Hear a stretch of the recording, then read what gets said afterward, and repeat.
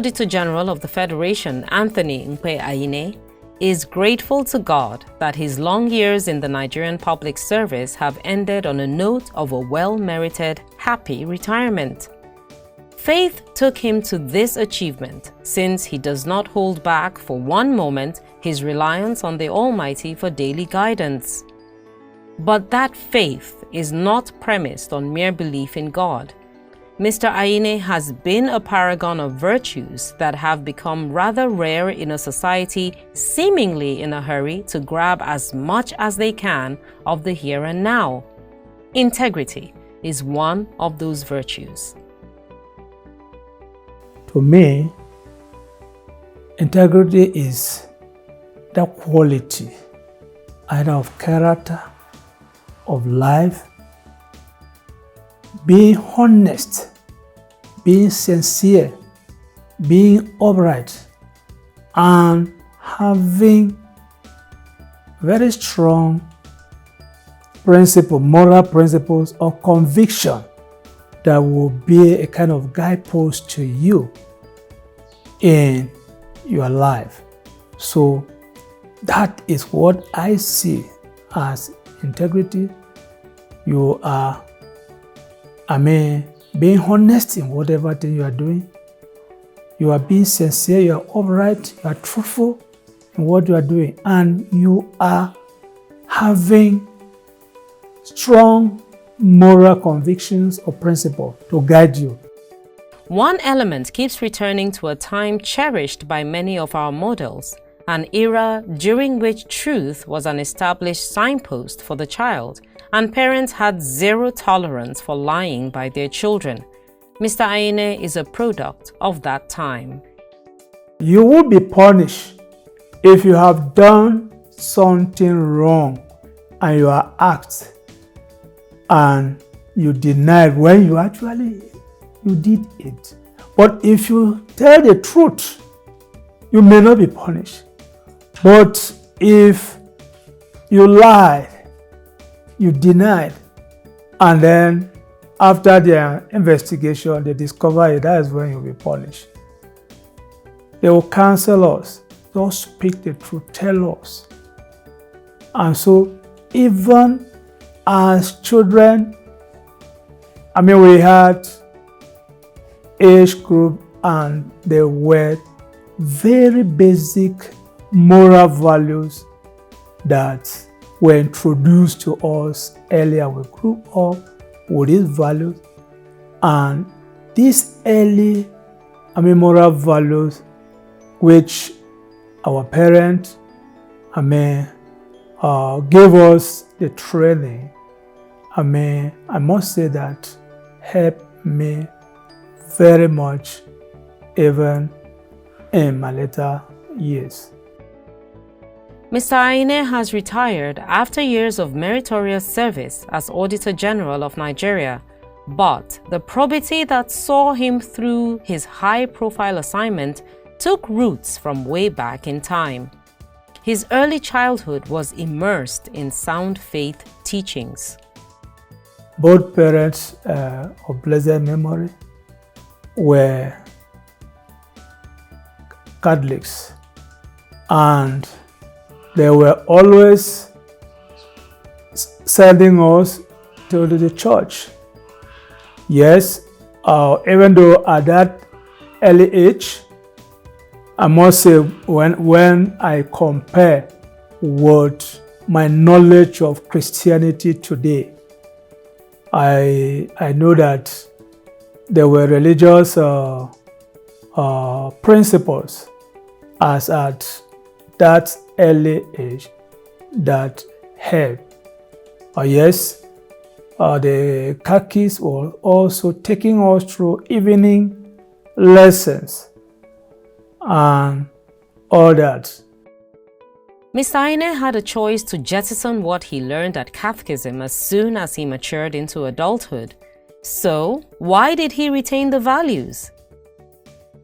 When the elders see a child or even an adult that has good moral character, such a person is appreciated, is valued and is recognized, even within the village setting. And that, most importantly, that inner satisfaction, because it develops to a kind of conviction in you, that you see that to maintain such value wherever you go, it will help you and it gives you self-satisfaction. And so you should not do away with such important moral values.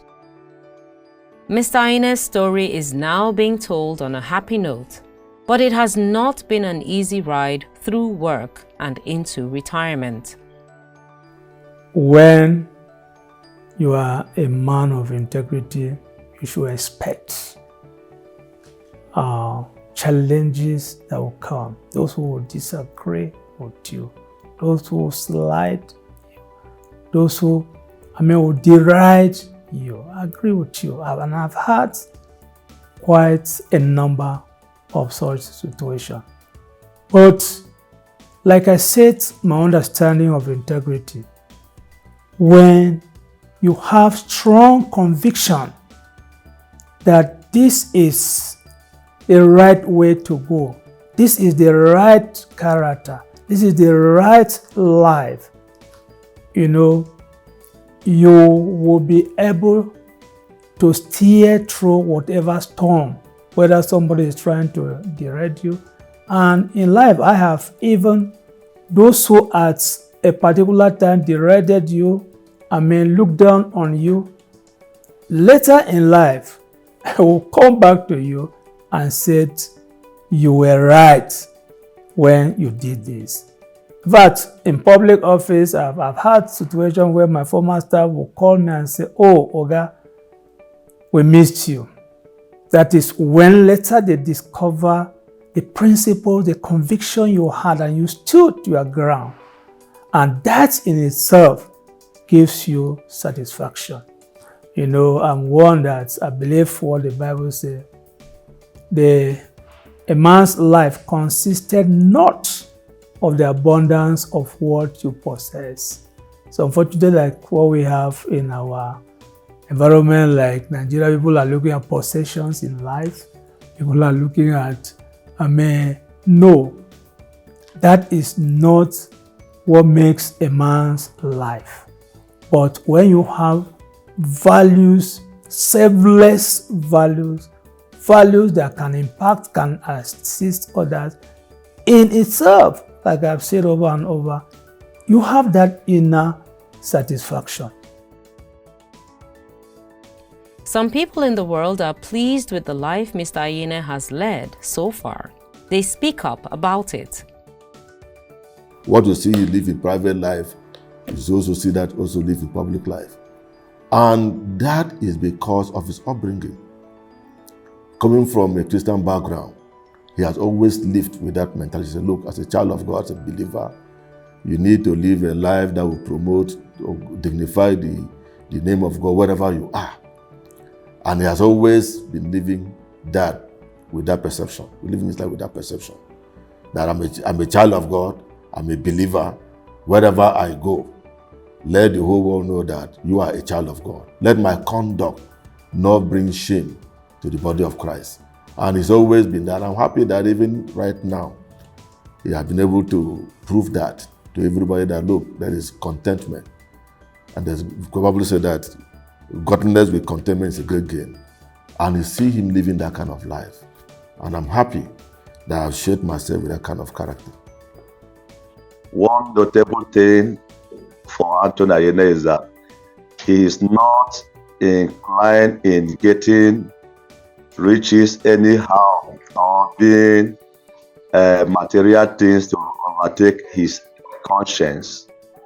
No matter the pressure from every place, he is still trusting and believing in himself that God can bless him at any time he will bless him. Anthony Ayine is so committed to his relationship with humanity that whoever he believes on, he will serve. And he humbled himself to the level that even ourselves as the younger ones, he still live with us. You can hardly know who is the senior, and you can hardly know who is the one helping each other, because he is not doing anything to showcase himself, but he's only doing to see that he render his service as God asked him to do. Mr. Ayine drops a few words of advice for young persons who are currently battling evils, many of which lure them to the path of dishonor. My advice to the young ones is to flee, if I may use the way the Bible, to flee away from such, character, behaviors, attitudes that are not glorifying God, but to accept and imbibe, the quality of life of integrity, because it will help them, to get to the highest points. If I could use myself as an example, I have lived a life of integrity by God's grace, and God has not disappointed me. God has helped me from the state level. I got to the highest point at the state level, and God brought me to the federal level and took me to the highest level. I must say that it was a kind of acknowledgement by God, and has helped me. I have lived my life true, upholding a life of integrity, and God has helped me, and I have no regret. If I were to live my life all over, I will live a life of integrity, because it pays, it gives you peace, it gives you self-satisfaction, and advise our youth, the young ones, to imbibe that quality of life of integrity, sincerity, honesty, uprightness, because it pays to live such a life. Gentle, soft-spoken, and God-driven, Mr. Ayine has come, seen, and conquered. One can only wish him a happy life in retirement.